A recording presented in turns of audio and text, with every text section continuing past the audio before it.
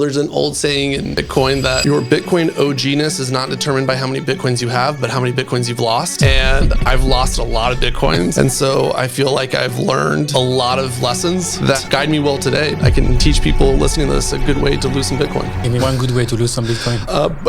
Use a David Bailey, CEO of Bitcoin Magazine and KindlyMD, helping bring Bitcoin to global markets while shaping its cultural and political future. Why does a Bitcoin Treasury company make sense? Because there are people who want to own Bitcoin that want the least friction possible to be able to own it. They want to buy it in their 401k or their retirement account. What we're doing is we're just simplifying and removing the friction and to be able to one click buy exposure to Bitcoin. You orange pilled a bunch of people from Wall Street. I'm watching it happen in real time. It's interesting. You also orange pilled US President Donald Trump. We were part of the effort to orange pill him. You got Donald Trump and the entire Trump family into Bitcoin. How the hell did that happen? I was with some Bitcoin friends and we were like, what would be great is if we could figure out how to get in the room with Donald Trump and pitch him on Bitcoin, because I bet you we could get him to like it. And one of our friends, she was like, I know someone who can actually get us in front of him. So we went to Trump Tower, pitched him. He was just like, okay, I'm in. You also say that 1 million per Bitcoin is the floor. Why? Bitcoin is gold, but better. And if you made the market cap of gold equal to the market cap of Bitcoin, one Bitcoin's worth right now $1.2 million. My argument is that there's no justifiable reason why Bitcoin should be worth less than gold. If $1 million per Bitcoin in 5 years is the floor, what's the ceiling? Yeah, I mean, well, the ceiling is... Hi everyone, this is the little bit that I know none of you like that can help us make a huge difference for this show, and we want to take it next. 71% of the people who regularly watch When Shift Happens have not subscribed. And so all I'd ask you, if you want to make a huge difference, is the following. If you've seen this show before and you like it, help me, help my team, hit the subscribe button, and we'll continue to build this show for you. Thank you. Yeah. Well, podcasting is a good business in media, but it's a competitive business. You have a lot of other shows out there. Yeah.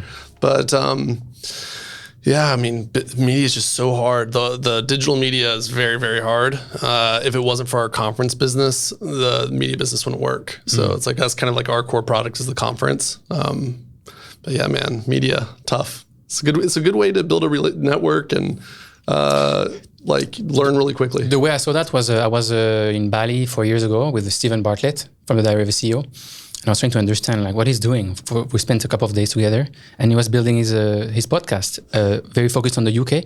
And he told me, oh, I had Liam Payne from One Direction the other day or Harry Styles on the podcast. I barely knew them. And then 3 days later, they invite me to their birthday in their house. And then I understood, I was like, if I want to elevate myself and be seen as a peer in crypto, the only thing I can do is this. Because I'm not technical enough, right? Yeah. I'm not smart enough. So I can do that. And then I do some private events with Eddie Travia. I think you know him. Yeah. So we do these private events with my podcast guests in Singapore. And we're just like the hub that connects everyone. Eddie lives in Singapore? Yeah. Oh, wow. Yeah. Okay, cool. Anyway, how are you doing? Good. I see your big banana smile. Yeah. Well, I'm very tired right now, but... You don't seem so. I'm good at faking it. Who are you? So I'm David Bailey. I'm a father of 3 little girls from a farm town in Tennessee. Married my college sweetheart. Got into Bitcoin when I was 22 years old. Have spent the last 13 years building a Bitcoin business. And, you know, if you fast forward all the way to the end of the timeline, I'm now the CEO of KindlyMD, a publicly traded Bitcoin Treasury company. Why should anyone listen to you? Well, there's an old saying in Bitcoin that your Bitcoin OG-ness is not determined by how many Bitcoins you have, but how many Bitcoins you've lost. And I've lost a lot of Bitcoins over the decade plus. And so I feel like I've learned a lot of lessons that, guide me well today, but it's difficult to learn without having lived the experience. And so, I don't know, I feel like I can teach people listening to this a good way to lose some Bitcoin. Give me one good way to lose some Bitcoin. Use a third-party custodian, who is Sketch. Yeah, that's one. I actually asked them on the podcast. I said, how do you custody the Bitcoin, right? All that stuff. Billy, I trust in it, etc. Because I also had Ben from Bybit just after the hack, 2 days after. Yeah. And I said, we actually saw that almost everyone can be hacked, right? Bybit can be hacked. And so they're like, yeah, it's true. They said, we love people who self-custody, but we also believe massively in our security. Yeah. Was that before they got hacked or after they got hacked? So basically, this is Bybit after I got hacked, but I got Bitwise guys. Got it. And then they said, basically, we love people who self-custody, but we're pretty decent. Yeah, I mean, there's a lot of ways to lose Bitcoin. You can self-custody and you can lose the keys. That's, I've seen that happen. Absolutely. Yeah. Has that ever happened to you? Yeah. No, and I mean, not in a big way, but in a small way. And then, I feel like one of the characteristics of Bitcoiners that you'll find is like, if you go into their homes, they have like all their phones from when they got into Bitcoin, because there's so many wallets they download that they put a little bit of Bitcoin on, and you don't want to delete it just in case. And so you just like accumulate like a huge pile of like phones. So yeah, no, I mean, I feel like, all the different lessons out there, I've kind of stepped on the landmines sometimes multiple times, but as you survive longer and longer, you get better at surviving. So that's the whole game. Yeah. What is your mission? My mission is to see Bitcoin to reach its full potential, which in my mind is to become the reserve asset and reserve currency of humanity. And I want to live to see the day of hyper-Bitcoinization, where every transaction and all value happens on top of the Bitcoin protocol. Why is this so important to you? At this point, it's important to me because I'm 13 years deep, like just on a personal level, I'm 13 years deep of being part of this. And I feel like I couldn't imagine not seeing it through. It's like, it's been such an insane ride, up and down and up and down and up and down.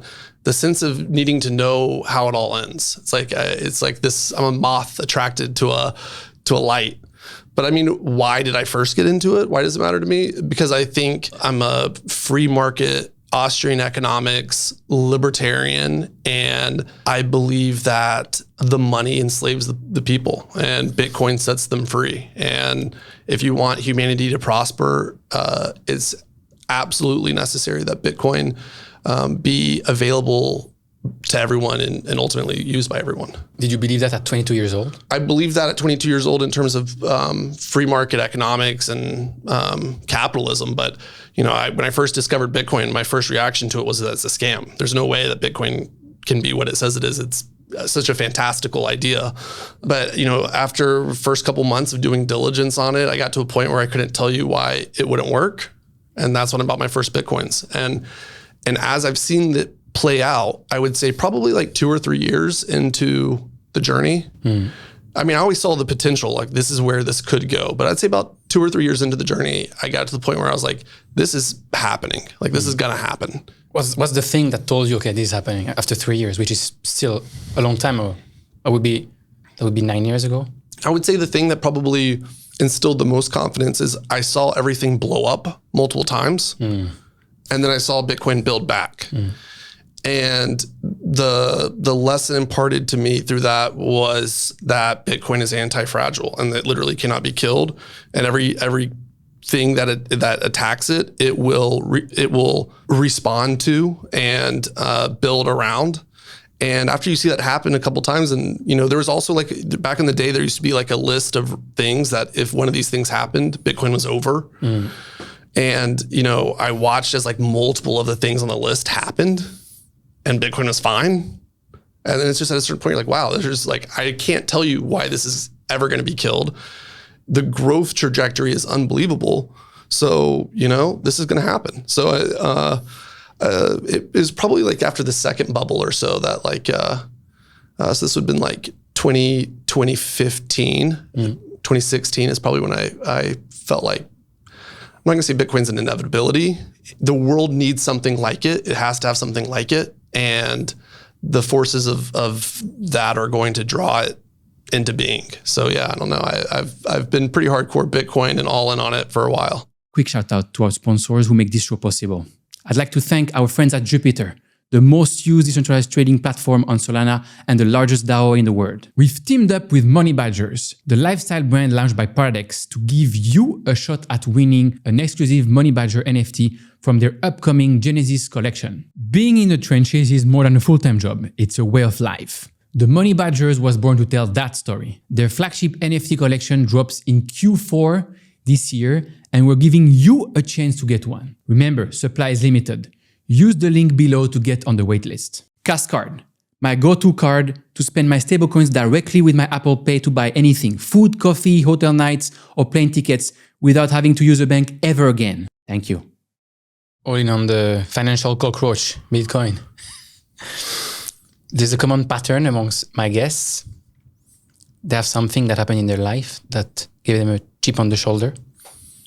What happened in your life that can explain your fire in the belly? You know, I don't know. You know what? I actually do know.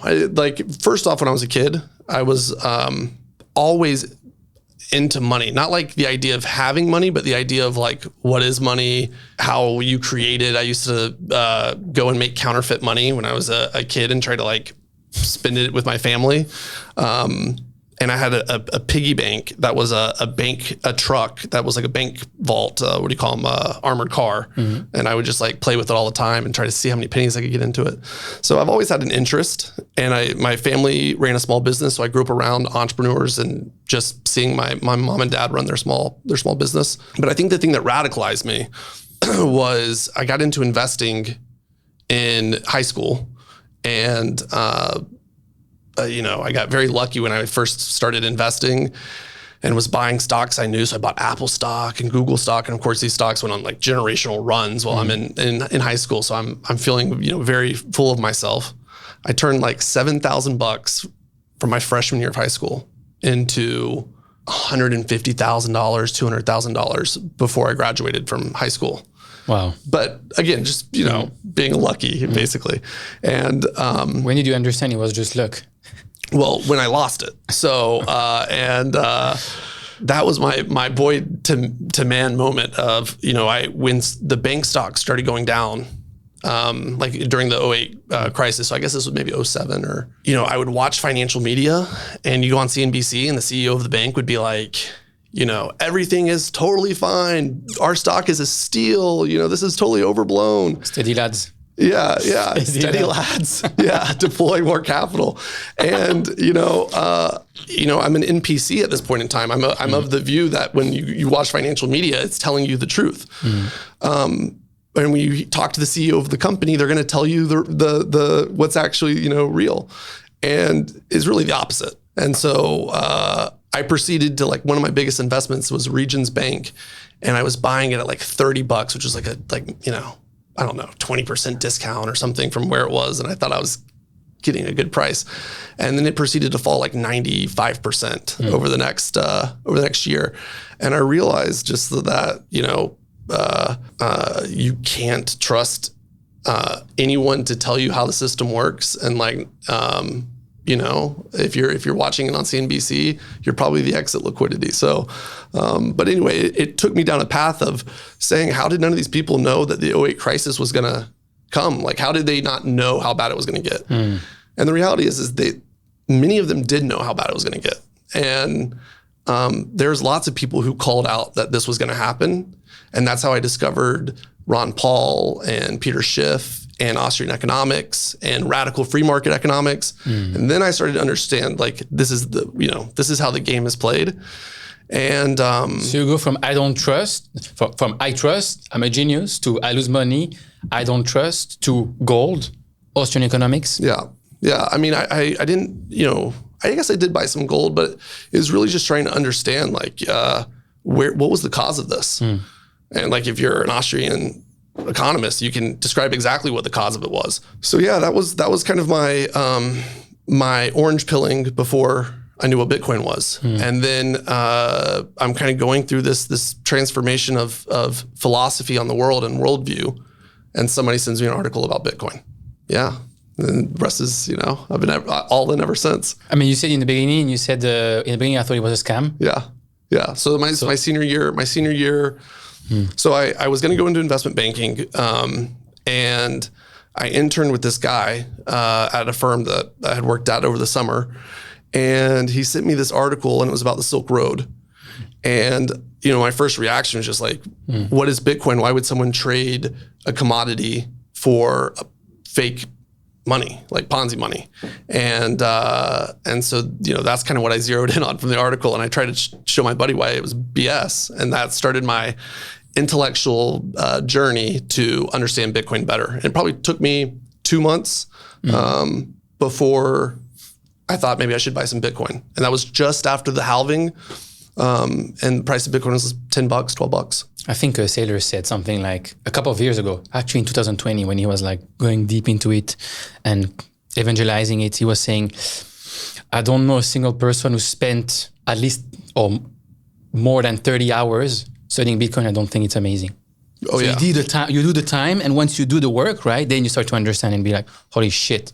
Yeah, it's actually a great filtering mechanism. If somebody's like really, has strongly held views that Bitcoin's BS, you can tell right away that this person does not do their homework. So it really is. What's cool about Bitcoin, one of the things that's cool about it is, so many things in life are the most beautiful on the surface.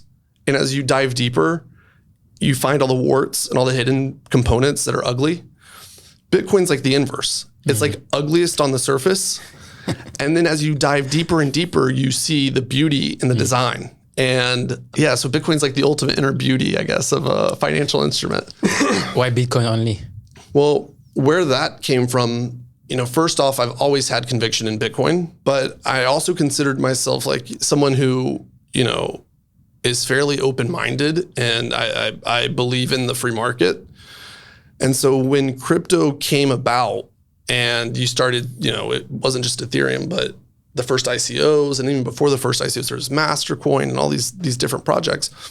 I was genuinely open to their potential, and I wanted them to be successful. In 2016, 2017, we were investing in almost every ICO that happened. We made an absolute fortune on paper. Who's we? Myself, my business partner, our company. I mean, we made hundreds of millions of dollars in paper. And, in 2018 comes and we proceed to lose all the money we made. And then some. We ended up actually losing more. We would have been better off if we had just skipped the whole thing. But that's a classic, actually. That's a classic, actually. If you think about just bull market, if you look at how much does a crypto asset class go from a bear market to a bull market, back down to the next bear market, and you calculate, often, let's take the example now, let's say we started at 1 trillion, and let's say it goes to 10 trillion, and let's say then it goes back to 3 trillion. That's basically 10x, and then down 70%, so you're supposed to do a 3x, but most people manage not only to not do a 3x, but not only to lose everything and some more. Yeah. And it happens all the time. Well, that's how casinos work, But so I proceeded to lose everything we made, and I was 28 or something like that at the time, and so you made and lost hundreds of millions at 28. Yeah, and so it's it has major psychological impact on you. It's like oh wow, like why did I do that? Like I could have just retired. Why did I just lose all this money? And it's like lose money on something that I didn't even have conviction was gonna if you had just asked me point blank, would you bet your life on this thing working? And would have bet my life. And so I had so much regret. And so it was like, okay, well, if I'm gonna go bankrupt here, like I should go bankrupt on something that at least for the rest of my life, I can look in the mirror and say like, if I had to do it all over again, I'd do the same thing versus go bankrupt on something that I don't even believe in. And so in like Q3 of 2018, we decided to get out of all crypto, and we divested everything that was crypto related or blockchain related. And we just went all in on the thing that we had absolute conviction in, which was Bitcoin. And everyone thought it was going to be a disaster of a decision to do. And no one else out there had done it. Honestly, it was very unlikely to be successful, but we were just like, fuck it, let's just do it. And it really is like the defining moment that our company took off. Is the best decision we ever made. What company exactly are you talking about? BTC Inc., which is the company I've been operating for the past 12 years. You mentioned going bankrupt, so I think it's a good moment to ask. You're the co-founder of company called UTXO Management. Yeah. And I heard you on some podcast called UTXO the best performing hedge fund It is. of the year. I don't know, this year, last year. In the world, over the past 5 years, 4 years, 3 years, 2 years, and 1 year. About 11 months ago, I had a gentleman on his podcast called Joe McCann, the founder and CIO of Asymmetric, which he was calling the best performing hedge fund globally in 23 and 24, according to him. Sure. We had a lot of you on the episode of, I think, about 100,000 on YouTube. He was early in Bonk and Solana, and that's how he had done that. Right? And I asked him, if you basically look at investing books, right? I read one 10 years ago called A Random Walk Down Wall Street by Burton Malkiel. Yeah. And one of the things that this book teach, which is amazing because it's both data, so academic, and he's actually an investor, right? So there's like this mix.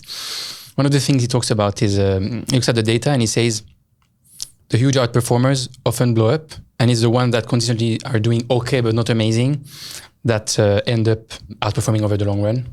So he was saying, he looks at the top 10 and he says you should never be 1 or 2. You should be 5, 6, 7 Sure. all the time or often, and then you outperform like crazy over the long run. I remember asking our friend Joe McCann from Asymmetric that question. If you are the best performing hedge fund globally for 2 years in a row, historical data shows that you're more likely to blow up. How will you defy data and history? And fast forward 11 months. He didn't beat it. 11 months later, Asymmetric Liquid Fund was down 79% in 2025 and had shut down. How do you at UTXO defy history and data?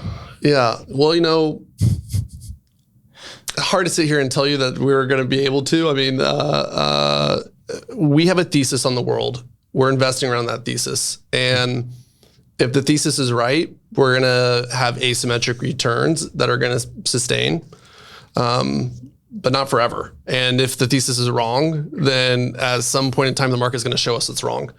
But what's powered our returns, first off, has been of total focus on Bitcoin and trying to outperform Bitcoin with very measured risks that we're taking, not by investing in other altcoins or cryptos, but what sort of structured products or bankruptcy claims or where are things that we can turn 1 Bitcoin into 1.1 Bitcoin. So that's like been the foundation of the fund. And then where the returns really then took off, we've had a couple over the years, several things that we've done well. Yeah, I don't know if you remember Redeem GBTC, Barry Silbert's. Absolutely, yeah. Yeah, so we led an activist campaign to redeem that. And we were buying it at like 50 cents on the dollar, the GBTC shares. We also made money shorting some of the banks that blew up and the last bear cycle, et cetera. So we're very opportunistic, looking for things where it's like, okay, we think this is going to happen and we can deploy 5% of our capital towards it and generate some outperformance there. But then where the fund really took off is when we started doing Bitcoin Treasury companies. We're the first person kind of implement that model outside of MicroStrategy, and the return profile on some of these investments has been really insane. And so it's what's made our total aggregate returns from inception very lopsided. What's the moment you realize, this MicroStrategy, it's amazing. It's only in the US. We can do that everywhere else. So I actually didn't realize it till like when we first did MetaPlanet, that was our first investment. It was kind of like, maybe this would work and it'll be fun and let's just see what happens. Let's just roll the dice. And so it was us and a handful of friends. We all put in $1 million each. And I think the market cap of MetaPlanet at the time was like 15 million. And they raised like $6 million. And so we didn't have any expectations of how it was going to work out. And then I would say after about 3 months and seeing how quickly it accelerated, that's when the light bulb went off of, wow, this is not a Michael Saylor thing. This is a capital markets phenomenon. And we need to do more of these. And so we've done 15 of them since the first. You said you invested 1 million each in MetaPlanet, kind of for fun, to see what happens. But then you learn a lot of things along the way. I think it's now or it went to like $5 billion, right? So that's crazy. I think it went to like almost 8 billion. I think right now it's come down a lot. I think right now it's sitting at like a $3 or $4 billion market cap right now. So that's 400x. Yeah, but with a lot of dilution along the way. Of course, but the question is basically, you understood, oh shit, like this is crazy, and this has massive opportunity in the other places. Why does a Bitcoin treasury company make sense? Because there are people who want to own Bitcoin, who want to own it, that want the least friction possible to be able to own it. They want to buy it in their brokerage account. They want to buy it in their 401k or their retirement account. They want to buy it through an exchange that they know and they trust. They want to buy it through a broker that they can call up on the phone. They don't want to deal with, borrowing money from accounts or moving money or trying to figure out how to go from, I'm a Japanese investor, how do I get capital into the US market? Like there's just a lot of structural barriers that add friction. And some of the friction is like insurmountable friction. Like for example, if I'm a fund manager and I can only buy a certain type of financial instrument, like bonds, for example, like structurally, I can't buy Bitcoin unless you put it in the form of a bond. So, and then there's just like laziness, which is like, I can only buy iBit if I pick up the phone and call my broker, and I'm not going to do that. So it's easier to just buy this stock that owns Bitcoin instead. So, there's a whole range. And then, there's a lot of capital internationally that has a lot of restrictions on it, just where it can flow, capital controls, what markets it has to participate in. If it's in a retirement account, like what constitutes the investable world for that retirement account. So anyway, at the end of the day, like what we're doing is we're just simplifying and removing the friction from someone being able to use their existing brokerage account where their money already sits and to be able to one click buy exposure to Bitcoin. And we're trying to wrap Bitcoin into every different form and fashion and function that allows people to bypass these structural barriers. I'll give an example to that. Because obviously there is the different tax laws between stocks and Bitcoin and all that stuff, fine. But a stupid example, when I built my first company, we talked about before, my data company in the UK from 2015 to 2018, I built this SIPP, self-investment pension plan. And I wanted to buy some MicroStrategy because they had MicroStrategy in there, right? But it's in pounds, right? Just to be able to buy this MicroStrategy stock, you have to fill in some papers that are, okay, you're allowed to invest in the US, but it's not filled in by you. It's done by the company, which is Best Invest. Took them 2 fucking months and me calling them 7 times to do this one form, right? Whereas if I had a UK company, I could have just done that. Yeah. I mean, provided I trust the UK thing, the UK company, etc., right? And so just a stupid thing like that took 2 months. Yeah. Was insane. I was like, man, this is crazy. Yeah. And so imagine if you were like a car salesman and you were going to sell a car to someone, and the sales process is like a 2-month sales process. They have to call you 8 times to remind you to send over the contract. Like, it's all, you're not going to buy the car. And so, it's like that simple. Like what Saylor pioneered is like, hey, if you want to sell someone Bitcoin, you got to put it into a form that they can actually buy. If you want to sell someone a car and they have yen and you need dollars or you're demanding dollars, they're not going to buy the car. So that's such a simple thing. So practical. Practical. Yeah. Practical. And then it's just like, dang, like if investors want to buy equities that own Bitcoin, let's just give them an equity in every market. Let's just do that. Let's just do it. Yeah. And it's funny you brought up the UK example. So one of our later investments that we did was a company in the UK called Smarter Web that actually has even performed better than Metaplanet. And the reason it was so explosive is exactly what you're describing. I've heard that from tons of people like, hey, MicroStrategy is a huge pain in the ass to buy. There's there's all of these restrictions. You can't buy iBit either, I don't believe. I don't think so either. No, yeah. There's no ETF. And so when Smarter Web came, I mean, no one expected it to become what it did, and it just exploded. And there's the program's called SIP. Is that right? SIPP, yeah. Yep. Self-investment pension plan. Yeah. So there's SIP-like programs in most countries. For sure. Like Korea has a crazy one. There's a lot of them. So it's just like, okay, well, there's all that stranded capital. We need to let that capital free. Let It's it just so run. practical. Absolutely. Yeah. Quick one. I want to thank our partners who help us make this show possible. Thank you, Trezor, my favorite cold wallet to store my crypto and make sure I sleep well at night. If you too want to sleep well at night and want to order a Trezor wallet, you can use my promo code WSH10 to get a 10% discount. Big thanks to Bitwise Asset Management for backing today's conversation. Bitwise is a crypto specialist asset manager with more than $15 billion in client assets across 30 plus crypto solutions, including ETFs, index funds, alpha strategies, staking, and more. However you like to invest in crypto, Bitwise has something for you. And Sui, a scalable layer 1 blockchain that's fast, secure, and affordable, built by Facebook developers and that delivers the benefits of Web3 with the ease of Web2. Thank you. You said before we made some gigantic returns on some of these Bitcoin treasury companies plays just over the last few months. How much of this return is tied to the Bitcoin price? And how much is pure speculation? Well, we measure. So first off, just to be clear, I didn't know what you were going to ask about, but like for UTXO, I'm not to talk about it. I'm not soliciting anyone to hit us up about it or whatever. This is not a solicitation. This is just us talking factually about the business. I don't know if that disclaimer actually legally, is. We don't do any financial advice. Yeah. Actually, here it's written NFA. Yeah. Financial advice. I love saying not financial advice, but I've been told when you say that actually people listen to it and like, oh, this guy is giving financial advice. Yeah. And it doesn't protect you. So there's really no reason to even say it. But so we measure performance at the fund. So going back to your former question about like what's going to protect us against blowing up. The fact that we aren't in other cryptos, like the fact that we've picked an asset like Bitcoin that has been able to consistently grow over time,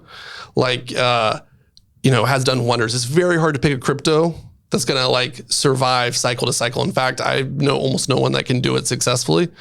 And I've seen a lot of people try, a lot of people. With Bitcoin, it's like, okay, we're picking the right foundation to build our investment strategy on top of. And so if you pick the right foundation, that carries a lot of water for the overall strategy. So to the question of the outperformance, so like we're looking at this purely from Bitcoin perspective. Like if we're not generating outperformance in Bitcoin terms, it doesn't make, I can just hold the Bitcoin. I'd rather hold the Bitcoin and not have to deal with all the diligence and all the governance. And there's a lot of work that goes into it. I think the funds return since inception over like 7 years, 8 year track record is 35% a year against Bitcoin, which is insane because already outperforming Bitcoin is extremely hard. Yeah, like it's so hard. Yeah, people think it's easy, but it's so hard. Oh, so hard. And we're 35% a year for 7 years in a row. So that's not exactly accurate. It's like that's where the fund is, and so it's lopsided, the returns, et cetera. But if you measure it over time, these treasury companies, like we look at them from a perspective of we're putting Bitcoin in. And we're investing at a certain premium to that Bitcoin value. We try to keep it as low as possible. And then, we're trying to back the best teams. And then ideally, we're not selling our position when we invest because the team is going to run an accretive dilution strategy that ultimately is equivalent to them selling for us. Like we don't need to sell, let them go and sell.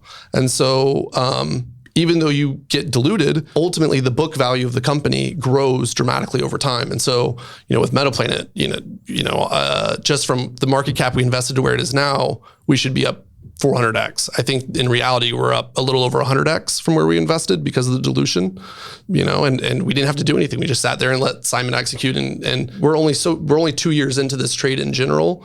But it's like, we don't have any interest in selling for the next 5 years. Why would we sell? Like they're selling for us. So, we think this is where you're going to see outsized Bitcoin returns over a long period of time. And so we want to dominate that market. What's something that Naysayers is calling Bitcoin treasury company stocks, shitcoin stocks, are failing to understand? What are like the shitcoin treasury companies failing to understand? People say, basically there's the shitcoins in crypto, then now these shitcoin stocks are forget about all these treasury these DATs. Let's talk about just Bitcoin treasury companies. These are shitcoin shit stocks.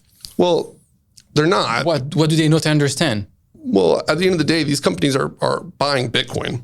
So they're if you take the most skeptical view of Bitcoin Treasury companies, they're worth the value of their assets on their balance sheet. As long as they don't have toxic financing or some really massive drag of negative earnings, they're worth the balance sheet. And so again, these Bitcoin Treasury companies, there's at least a solid foundation from where they're being built versus investing into a shit coin or crypto where there is no foundation. Like the price will decline 99.99%. I mean, it can go basically to zero. Whereas I don't think that's something that's not a realistic risk for Bitcoin. So like that's one differentiator of them. I also think at the end of the day, most shit coins or crypto are unregistered securities where we pretend they're not securities, but they are securities. And because we define our way out of them being, or the industry does, out of them being considered securities, they're able to avoid all the governance controls, transparency, disclosures that securities laws are built upon. They've really designed the system in order to circumvent the things that are supposed to give investors protection.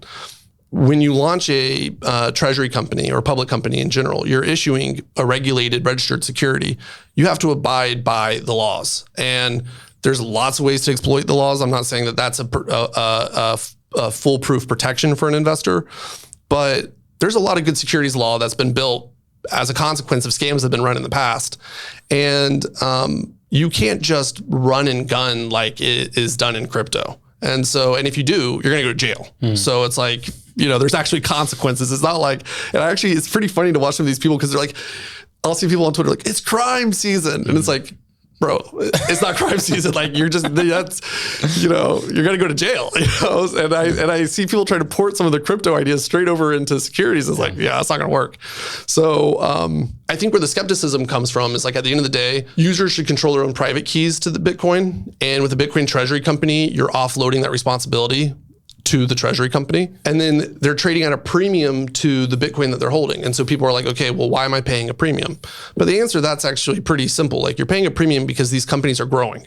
And like anytime there's growth, anytime you buy an instrument and that instrument's gonna have more Bitcoin or more value in the future, like you're gonna pay a premium to whatever the spot value is. Now, how much of a premium is appropriate to pay? Well, that's in the eye of the investor. Like you have to determine your own methodology and model how you value these things. And some people are just pure momentum FOMO traders, and then other people have a pretty sophisticated approach to like where they think is good value. So, but that's the marketplace, and then those people go out in the marketplace. We'll see who performs the best. Sometimes it's the degens that perform the best. Sometimes it's the conservative investor that performs the best. But yeah, so I don't buy, these are just shitcoins. They're higher risk than holding your own Bitcoin, but they're orders of magnitude better than buying a crypto token that has no value or use or, protections. You said we invested in 15 companies so far. Obviously with MetaPlanet and then Smarter Web Company, you had like these crazy successes tied to you, right? And your company. So you must have crazy deal flow and demand. And at some point, and you raised a lot of money that you have to invest also. How do you manage that? Or how do you deal with that to not make too many mistakes? Because when you have all this deal flow, then you're going to have, you said we bet on the best teams, etc. Yeah. But how can you know this is the best team without quality? Yeah, it's a challenge. No, I mean, and we've already had some missteps or mistakes. Like, the strategy is an evolving strategy as well. So like, for example, our initial focus was just fund as many of these as we can, as long as the team quality is good. And then it became like, okay, are we doing multiple per market or just one? And what's the investment thesis? Why would we pick one versus two? And like some of these things we hadn't even thought about until like a situation arises, and then we're having to deal with the situation in real time. So there's definitely going to be missteps, and there'll be more missteps in the future, but that is kind of how you learn. In terms of like in portfolio overall, I mean,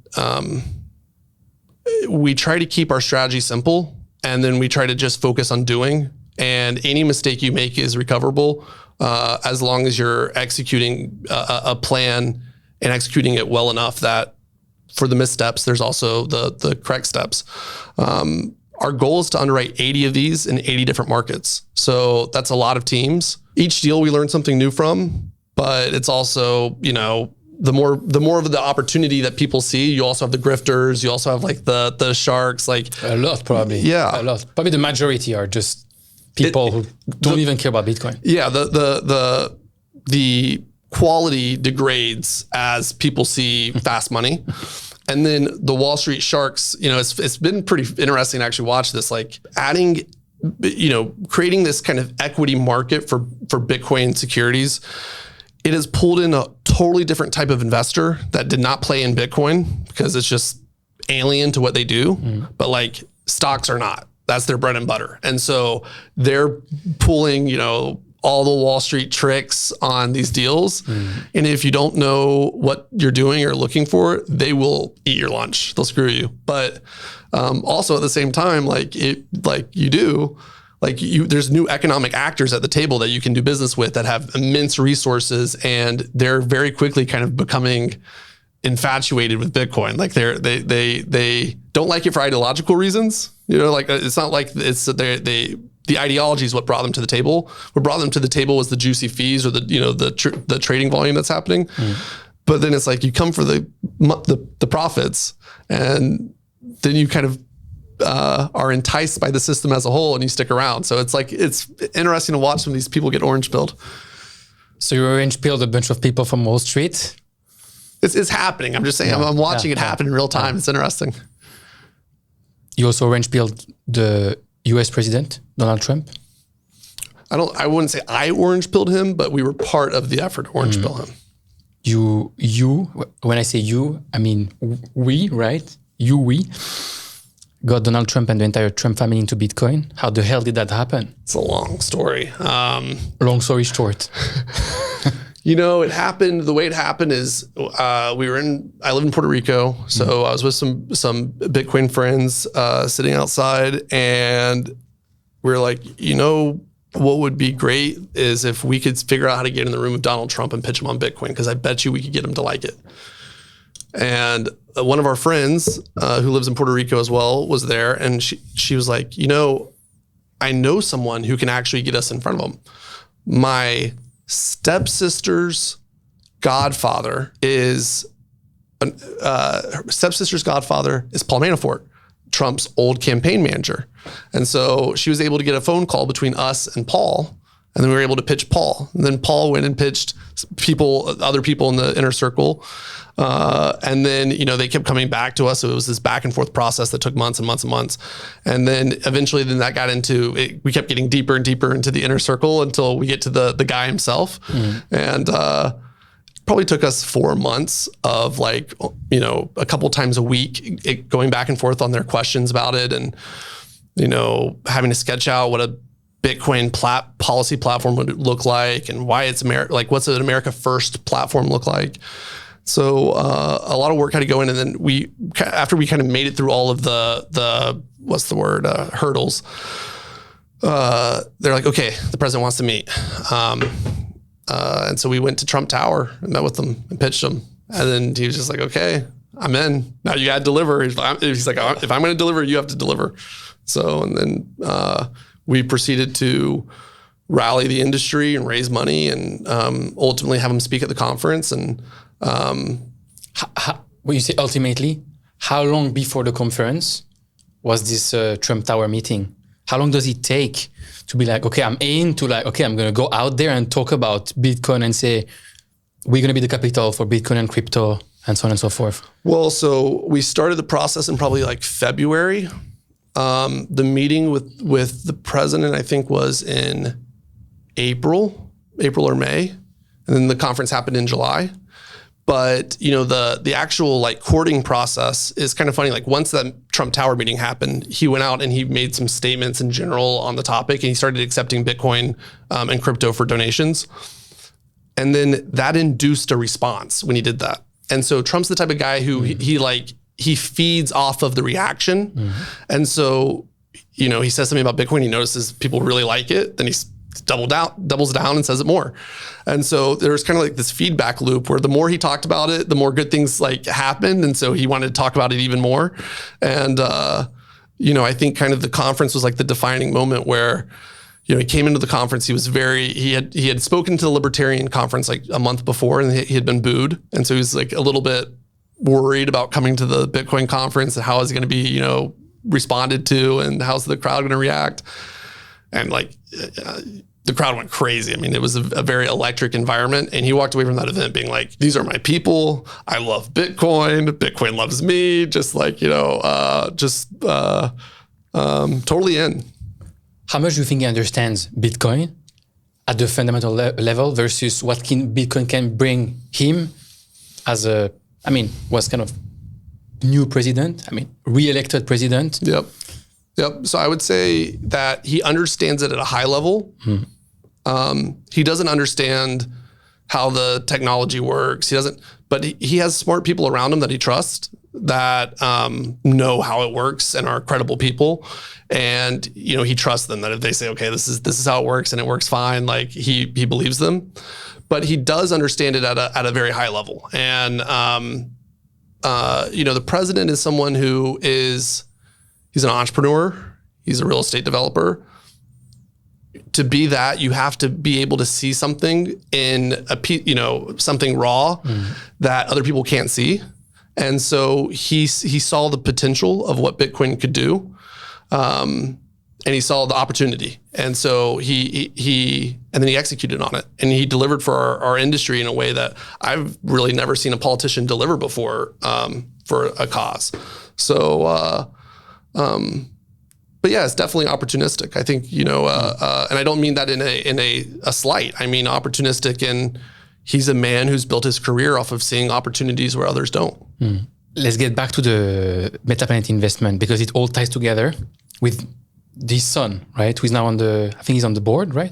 Eric. So basically what I'm trying to understand is, when was your kind of 1 million for fun investment in Metaplanet, and then see the whole story where you kind of red pill the Trumps, and then you get the son in Metaplanet, like the whole thing. Yeah. I don't remember when Eric joined the advisory board. It was this year, I think. So, and so my question is, you said before we started the whole process with the president last year in February, right? When did we invest in Metaplanet? Or it's kind of around the same time? We invested in, about the March or something like that of last year. But these were completely independent tracks. So like there was no overlap. But yeah, then they came together. It's funny how that works. Crazy. And what's also interesting is like, just to extend this a little bit further, like Bitcoin is going through this moment right now where it's becoming truly mainstream.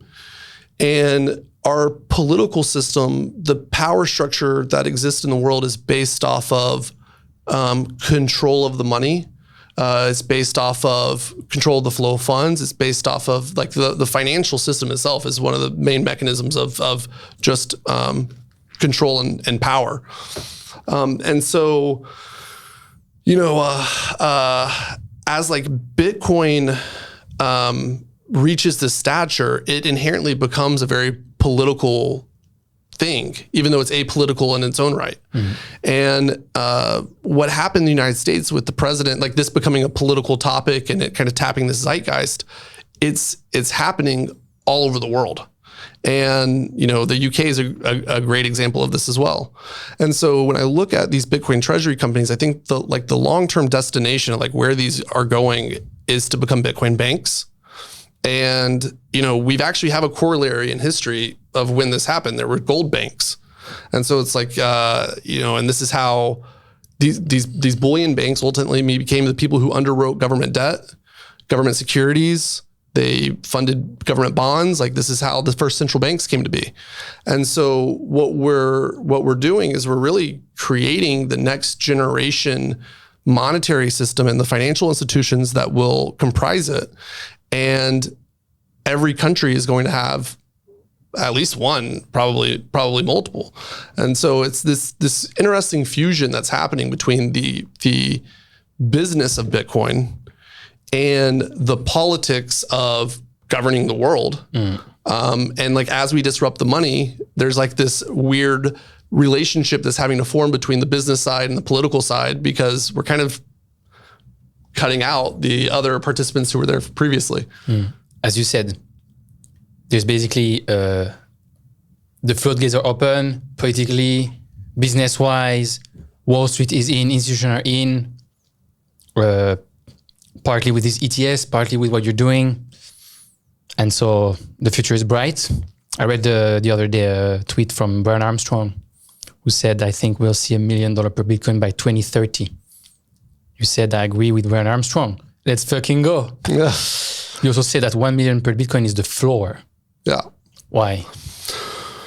It's the floor because, you know, the only way that I can look at Bitcoin to assess a valuation of it, because from my perspective, Bitcoin is a binary outcome. Either works or it doesn't work. If it works, it's going to disrupt the entire value system. If it doesn't work, it's going to zero. Like those are like the two outcomes. And so it's like, okay, well, those are the two binary outcomes. Then like, how do I do a fair market value of Bitcoin today? You know, I look at like comps. What can I comp it against to make a relative assessment of its value? And, you know, for all extents and purposes, gold, in my opinion, is the best corollary right now. Bitcoin is gold, but better. Bitcoin is gold, but it's actually scarce. It doesn't inflate at 2% per year like gold does. Bitcoin is gold, but it's instantly transportable around the world. It can be teleported. Bitcoin is gold, but there's no security cost to store it. And, you know, I can keep $1 billion of it on a piece of paper. You know, it's gold with real-time auditability. It's gold with infinite divisibility. And so, you know, it's just better than gold in basically every way. And if you made the market cap of gold equal to the market cap of Bitcoin, one Bitcoin's worth right now like $1.2 million. And so, you know, it's been a moving target. So that's my Twitter handle's a little bit out of date. But so my argument is that there's no justifiable reason why Bitcoin should be worth less than gold. It's better than gold. If it works. If it works. I had Dan Tapero on the podcast, and he said the one thing after his 30 or 35 years in investing, he said, every time I'm too sure about something, that's when I lose money. What's the probability that Bitcoin doesn't work? Because you said before it's a binary outcome, so it means that there's still in your mind the probability that it doesn't work. Yeah, I try not to be absolute in anything. You know, it's like there's very few things that are absolute. I literally could not tell you why Bitcoin won't work. So if you just asked me to describe to you the failure state, I couldn't describe it. So so from that perspective, I'm pretty confident in it, but there's a lot of things I don't know about. And I mean, like, you know, people talk about quantum risk. It's really hard to assess what's real and what's not real. But even if there was quantum computing, there's a solution for how to solve it. It's like the system itself is emergent and responsive. And like I said, like I don't think anything can kill it. I think actually anything you throw at it, it's might cause a lot of volatility, but it'll just come back stronger. So yeah. And I think if, you know, did your Brian Armstrong tweet that you called out, you know, if you kind of run the math on $1 million per Bitcoin, the numbers are just unbelievable. Like at $1 million of Bitcoin, that means that Bitcoin's market cap's over $20 trillion. US GDP is $25 trillion. So you're talking about manifesting out of thin air the US GDP. I mean, the US economy is the biggest economy in the world.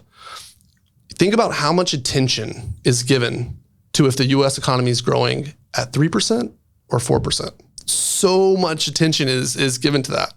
Okay, well, we just invented out of thin air an asset that's worth 100% of the GDP, and it might fluctuate in the course of one day 5%, which is the entire global, you know, the GDP growth that we look for an entire year. So you just have this asset that's going to start distorting the real world as it gains scale and size. Like at $1 million, it's one of the biggest asset categories in the world. And so, you know, it's going to start having real world implications where the price of Bitcoin is what's going to drive inflation. Or, you know, if Bitcoin goes into a bear market, like there's going to be a financial crisis that extends beyond Bitcoin into the real world. And so we're just watching this process by which the world's financial heartbeat is synchronized to what happens to Bitcoin, because so many people own it and it's so widely distributed throughout society, and the value of it has gotten so large. If $1 million per Bitcoin in 5 years is the floor, what's possible in 10 years? What's the ceiling?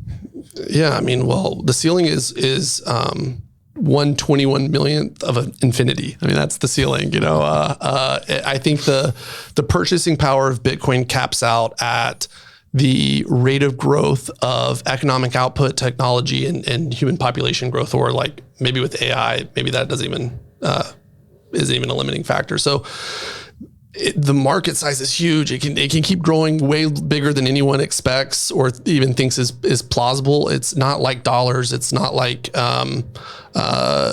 securities that are issued by a company. It has a much bigger TAM, much bigger market. And so, yeah, I mean, I think $50 million of Bitcoin is plausible. I think $100 million of Bitcoin is plausible. I do think the process to getting to that price point would be so fundamentally destabilizing to the social structure that you're going to have a lot of outlier events that happen in that process. And who knows, exactly how that unfolds. But I mean, we were just talking about $1 million of Bitcoin. Imagine if we went to $10 million of Bitcoin. Now we're 10 times the US GDP. The whole world, that's all we'll care about is if Bitcoin's purchasing power is up or down per day.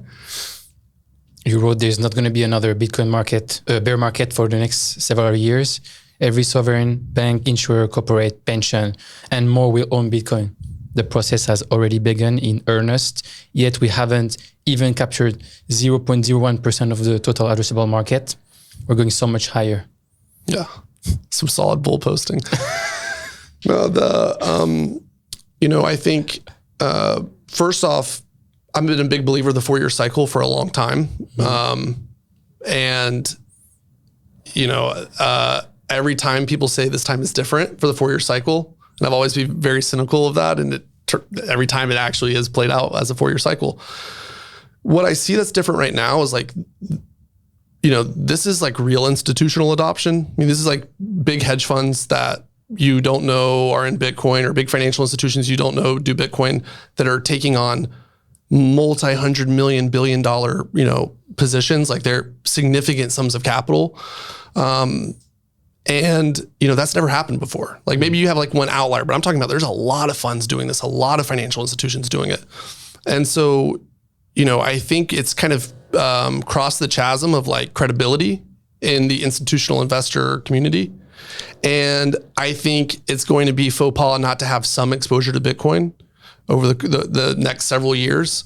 And, financial, the incentives of how fund managers even get paid incentivizes that if enough people start doing something that generates outsized returns for those parties, to make sure you fall in the top quartile or at least middle of the pack, as you pointed out earlier. If you want to be safe, you got to make sure you're not in the last quartile. Yeah. And so there is a forcing function that happens where it's like, if your peers are making more money than you buying Bitcoin, it's very hard to beat Bitcoin's performance. Like you're eventually forced to just get some exposure yourself. So I think we're going to see over the next several years, at least a solid percentage of institutional investors get some exposure. And there's a ton of institutional investors. And even those that are coming in big size right now, they're coming in like less than 1% or 2% of their assets. So, and these investors, they don't buy like individuals buy, where individuals connect their bank account and they send over all their money in their bank account and they buy, and it's a one and done and they've moved on. Like they're much more sophisticated how they enter positions and exit positions. And so they spread their buying over time. And then you also have index funds and ETFs and vehicles that are rebalancing their positions as well. So if it performs too well, they're cutting the position size. If it draws back, they're adding to the position size. And so this will just take a while to kind of metastasize and play out.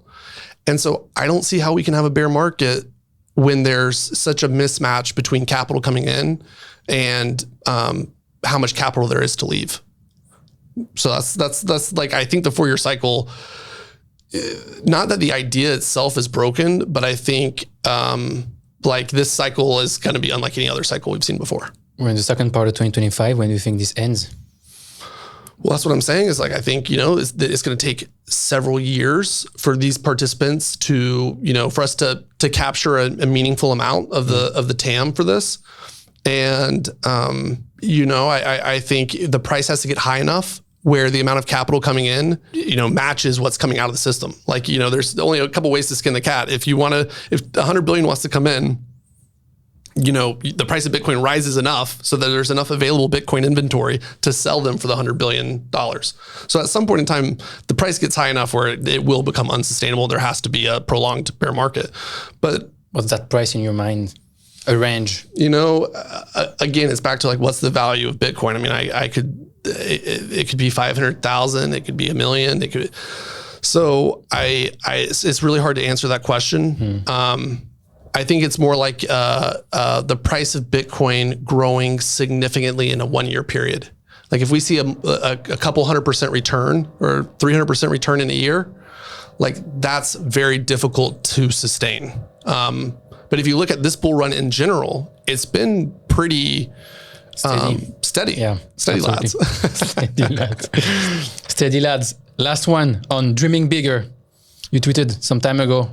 Ever since getting into Bitcoin, I've always had this dream of smash buying $1 billion of Bitcoin in a single bid. Yeah. Tomorrow, that dream comes true. Gotta start dreaming bigger. How can someone learn to dream bigger? First off, also great bull posting from me. We smash bot over 12 hours, so it really wasn't as climatic as everyone was hoping. Yeah, what does dream bigger mean? What dream bigger means is like Bitcoin is the biggest idea to happen in a very long time. It's going to touch and affect all parts of life and society. We think of Bitcoin in a very small way right now. And what people need to do is unleash their creativity to imagine what Bitcoin could be in this future state where it has saturated the world, and they need to build towards that. And so, a year ago, it was crazy to say, hey, let's pitch the next president of the United States on going in on Bitcoin. But if Bitcoin's really going to be the reserve asset of the world, that's not crazy. That's necessary. Like that has to happen. And so, and it worked, it worked. So it's like, you have to dream big enough to be able to imagine the possible world that exists that doesn't exist today. And then you need to go about effectuating and manifesting that actually happening. And what's bigger than pitching the US president about Bitcoin? Pitching God about Bitcoin? Well, what do you do next? Well, I mean, first off, there's a lot you can do next, but there's a lot of different religions on the planet. I mean, what's the perception of Bitcoin from the Catholic Church? I would make the case Bitcoin, it's halal. Like, what's the Islamic view on Bitcoin?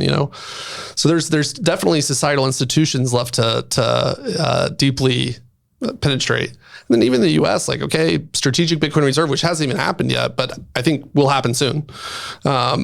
Next is like, okay, well, once we have the SBR, we need to issue government debt that's backed by Bitcoin. We need bit bonds. We need the US government to issue bit bonds.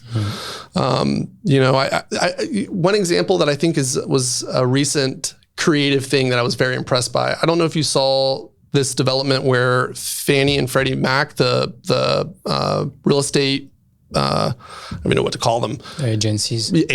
Yeah. The head of that program passed a new rule that mortgage lenders have to factor in your Bitcoin when assessing your credit rating. That is a very good idea. That is exactly what I'm talking about, of the integration of Bitcoin to the real world, where if you can't imagine where Bitcoin's going, it's hard to even think of that idea. But if you can't imagine it, it's like, okay, well, this is an asset every American owns. If we want them to buy real estate, their assets need to be calculated. And so like there's a million things like that. And not just in the United States, but in every country on the planet. And then even beyond that, it's like, how do we get, machines to use Bitcoin? How do we make Bitcoin money of space? How do we make Bitcoin the money of AI? How do we make Bitcoin? I mean, I could just go on and on. It's like there's unlimited design space. So, people rally around ideas.